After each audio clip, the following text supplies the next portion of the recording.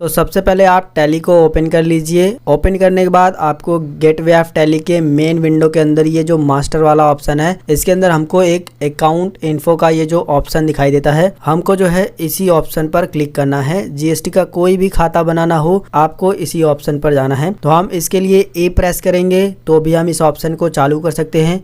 अगर आप चाहे तो इस पर क्लिक भी करके इस ऑप्शन को ओपन कर सकते हो और एंटर की प्रेस करोगे तो भी वो ऑप्शन चालू हो जाता है। इसके बाद आपको जो है यहाँ पर लेजर पर आकर के क्लिक करना है, क्योंकि हम लेजर बनाने वाले हैं। इसके बाद आपको सिंगल लेजर के अंतर्गत आपको क्रिएट पर क्लिक करना है। क्रिएट पर क्लिक करने के बाद आपके सामने लेजर क्रिएशन की विंडो आती है। यहाँ पर आपको जीएसटी का पहला लेजर बनाना है जो कि है आईजीएसटी। आईजीएसटी टाइप करने के बाद आपको एंटर की को प्रेस करना है। एलियास में कोई नाम आप डालना चाहो तो डाल सकते हो, वरना इसी तरह से छोड़ना है। एंटर की को प्रेस करते हुए आपको अंडर वाले सेक्शन में आना है और यहाँ पर आपको जो है ग्रुप देना है ड्यूटी एंड टैक्सेस का। आप यहाँ पर देखोगे ड्यूटी एंड टैक्सेस का यहाँ पर ग्रुप है। आप इस पर क्लिक भी कर सकते हो या फिर एरो की मदद से आप उस ऑप्शन पे आकर के एंटर की को प्रेस करोगे तो वो ऑप्शन वहाँ पर सेलेक्ट हो जाता है। जैसे ही आप जो है अंडर में ड्यूटी एंड टैक्सेस सेलेक्ट करोगे, इसके बाद टाइप ऑफ ड्यूटी में आपको जीएसटी वाला ऑप्शन सेलेक्ट करना है। इसके लिए हम एरो मदद से ऊपर जाएंगे और एंटर की को प्रेस करेंगे। जैसे ही आप जीएसटी सेलेक्ट करोगे, इसके बाद टैक्स टाइप में आपको जो है इंटीग्रेटेड टैक्स सेलेक्ट करना है। इंटीग्रेटेड टैक्स पे आएंगे, एंटर की को प्रेस करेंगे और यहाँ पर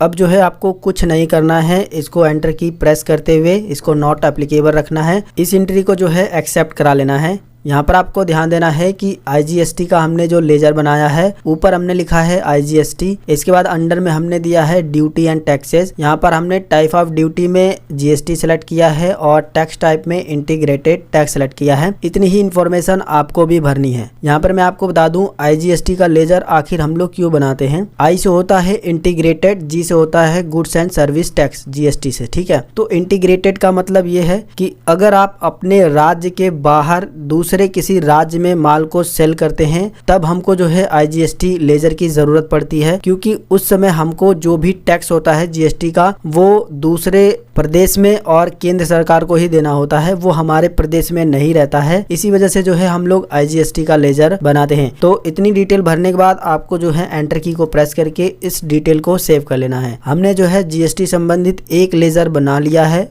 दूसरा लेजर बनाना है आपको सीजीएसटी से। सीजीएसटी टाइप करेंगे, सीजीएसटी का मतलब होता है सेंट्रल जीएसटी। इसके बाद आपको एंटर की को प्रेस करना है। एंटर की को प्रेस करने के बाद आपको अंडर में जो है ड्यूटी एंड टैक्सेस ही रहने देना है। इसके बाद आपको एंटर की को प्रेस करना है, यहाँ पर सिलेक्ट करना है जीएसटी, यहाँ पर आपको जो है सेंट्रल टैक्स सेलेक्ट करना है। इसके बाद आपको कुछ भी यहाँ पर चेंज नहीं करना है। जो सेम डिटेल आपने पहले रखी थी वही डिटेल आपको यहाँ पर रखनी है। हमने इस बार क्या चेंज किया, हमने सीजीएसटी का लेजर बनाया, इसलिए हमने यहाँ पर नेम में सीजीएसटी टाइप किया। ड्यूटी एंड टैक्सेस पहले भी था, अभी भी है, और यहाँ पर टाइप ऑफ ड्यूटी में जीएसटी ही रहेगा, लेकिन टैक्स टाइप में इस बार हमने जो है सेंट्रल टैक्स सेलेक्ट किया है, क्योंकि ये सेंट्रल टैक्स का हम लोग जीएसटी का लेजर बना रहे हैं।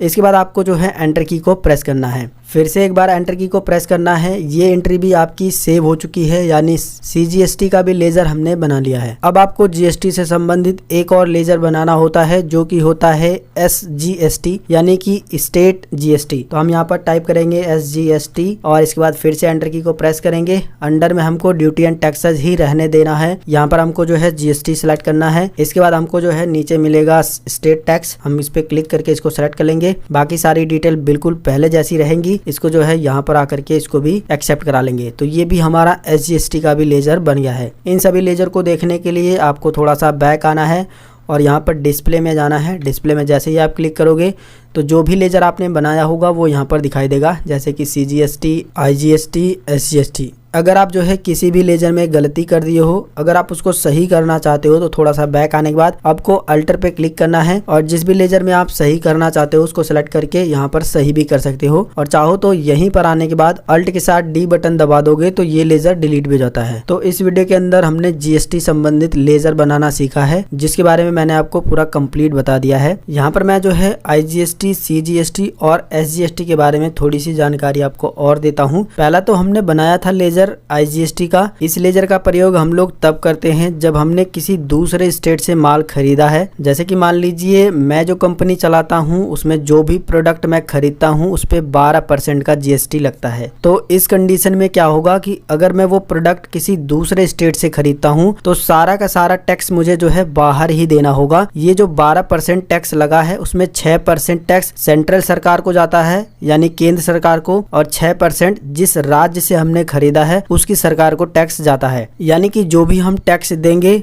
वो सारा का सारा इंटीग्रेटेड होगा, वो सारा का सारा हमारे स्टेट के बाहर जाता है। लेकिन अगर हम अपने ही स्टेट से माल को खरीद रहे हैं या फिर अपने ही स्टेट में बेच रहे हैं तो उस समय हमें SGST और CGST दोनों लेजर अप्लाई करने होते हैं। जब आप दोनों लेजर अप्लाई करोगे तो आधा आधा डिवाइड हो जाता है। यानी कि अगर हमारे प्रोडक्ट पे 12% ही मान के चलें GST अप्लाई होता है तो 6% केंद्र सरकार को चला जाएगा टैक्स और 6% हमको जो है अपनी सरकार को देना होगा। तो बस आपको इतना ध्यान देना है कि अगर आप अपने स्टेट के बाहर से स्टेट से माल को खरीद रहे हैं, बेच रहे हैं तो आपको IGST लेजर का यूज करना होता है। लेकिन अगर आप अपने ही स्टेट में माल को बेच रहे हैं या खरीद रहे हैं तो आपको SGST और CGST दोनों लेजर अप्लाई करने होते हैं, जो कि हम लोग आगे सीखेंगे जब हम लोग सेल और परचेज करना सीखेंगे। तो आज की